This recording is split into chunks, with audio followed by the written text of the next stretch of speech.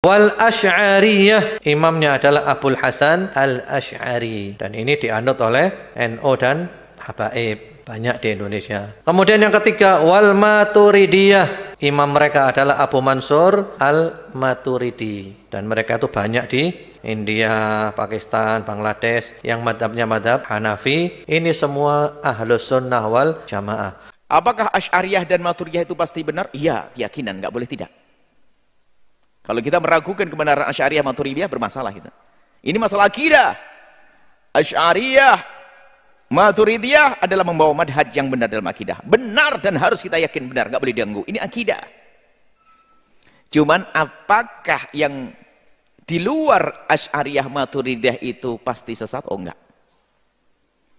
Mungkin sekali ada kelompok-kelompok lain dinisbatkan kepada seorang guru besar pada waktu itu, yang mereka tidak mengatasnamakan Asy'ariyah dan Maturidiyah, mereka akidahnya benar. Siapa mereka? Semua kelompok yang catatannya sederhana, yang tidak bertentangan dengan apa yang sudah disepakati dalam akidah Asy'ariyah Maturidiyah. Utabid dirumuskan menjadi madhab Asy'ari. Wujud, qidam, bako, hafal nggak? Dulu lagi diniyah, wujud, qidam, bako, mukhalafatu, sampai 20 sifat yang wajib bagi Allah.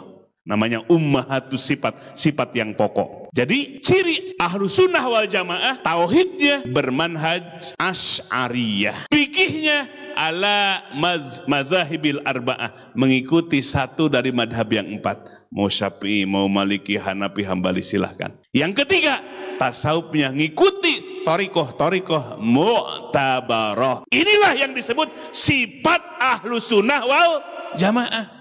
Jadi jelas, clear konsepnya. Apakah Asy'ariyah termasuk Ahlus Sunnah wal Jamaah?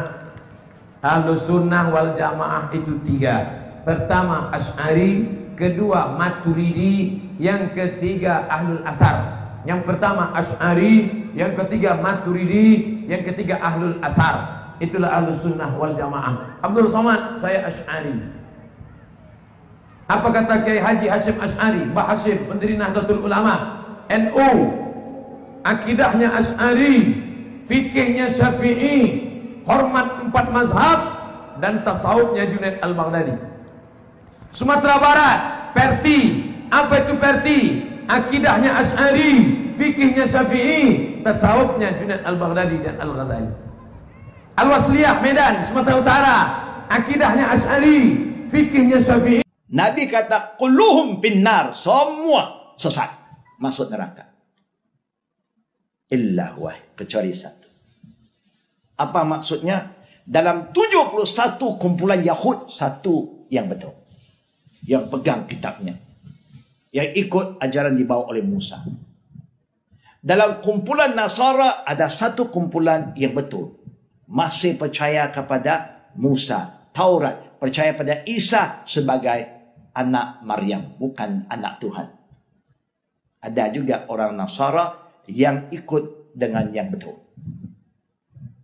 Dalam orang Islam, satu juga kumpulan yang betul, yang lain tak betul. Kumpulan inilah semua orang mengaku. Semua orang mengaku ana ahli sunnah, tapi ditambali ahli fitnah. Suka fitnah orang. Nanti orang kata saya ahli sunnah. Bila ahli sunnah, tengok kalimat cantik kan, ahli sunnah wal jamaah. Berarti ada sunnah, tarak bid'ah. Bukan begitu. Kalau dia kata, bid'ah pun betul. Dan katalah, saya ahli sunnah wal bid'ah wal jamaah. You tak kata begitu, you tak akan tambah bid'ah itu. Oh, tapi ada bid'ah hasanah. Okey. Katalah, saya ahli sunnah wal bid'ah hasanah wal jamaah. Pun tak mau. Pasal tak cantik kalimah itu. Bila sunnah wal jamaah selesai. Betul tak betul? Dari mana datang bid'ah lagi? Contoh sajalah saya nak bagi supaya kita faham. Segi bahasa saja. Kita keliru bahasa pun kalang kabut. Belum cerita hukum lagi. Segi bahasa saja kita ada confused. Bid'ah. Kita mengakukan ahli sunnah. Bila ahli sunnah, buatlah sunnah Nabi. Itu saja. Yang Nabi suruh buat pun tak habis buat. Kemudian you nak buat you punya sendiri. You nak tambah lagi Habib punya ke, syekh ini punya, syekh sana. Apa yang Nabi suruh buat, kalau you boleh buat pun dah syukur. Alhamdulillah. Bukan. Selawat Nabi kalau you boleh hafal pun dah cantik, ini tambahlah selawat syifa lah, selawat inilah, selawat apalah, Allah yang saya tahu. Kita punya selawat sampai Nabi pun tak kenal. Pasal kita punya penambahan luar biasa. Apa salah, benda baik. Baguslah. Kalau agama ikut apa salah, begitulah rosaknya Yahud dan Nasara. Dia pun dah ubah. Siapa yang ubah? Ulama-ulama, pendeta-pendeta mereka telah ubah. Sekarang mana orang Yahudi pakai Taurat lagi? Tak ada Taurat. Taurat dalam museum saja. Dia telah diganti dengan satu kitab namanya Talmud. Yang diubah suai oleh pendeta mereka. Sekarang kita tahu cara Injil yang asli pun tak ada. Tapi Quran, Alhamdulillah. You pusing satu dunia ke negeri China, masih lagi the Arabic text, original text. Semua bahasa asli Arabic. Pergi Afrika, Arabic juga. China, Arabic. Korea, Arabic. Japan, Arabic. Malaysia, Indonesia, Arabic. Alaska, Norway, Arabic. Negeri Arab, Arabic. Semua bahasa satu. Kerana Quran diturun dalam bahasa asalnya Arab. Orang Islam semua yang baca Quran semua satu bahasa. You tanya orang Nasara, kitab Injil bahasa apa? Dia pun tak tahu. Dia tak tahu. Masing-masing guna bahasanya. Kita pergi mana pun, kita boleh semayang di belakang sesiapa pun, bukan? Semayang Al-Fatihah semua Arab. Tampaknya kesatuan. Ini yang kata the miracle of the Quran. Keaslian Quran masih ada di tangan kita semua. Tapi sedihnya kita semua tak ikut lagi. Nah, kita lihat ya.